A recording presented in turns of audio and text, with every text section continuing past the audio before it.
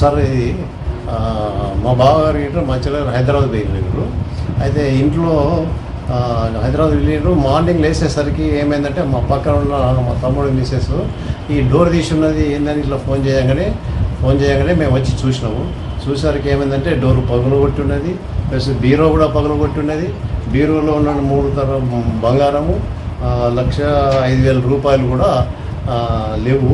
అయితే మరి ఇదే విషయాన్ని మేము పోలీసు వాళ్ళకు కంప్లైంట్ చెప్తే వాళ్ళు వచ్చి చూసిండ్రు. ఆల్రెడీ కంప్లైంట్ చేసినాము, వాళ్ళు కేసు బుక్ చేస్తామని చెప్పారు సార్. మరి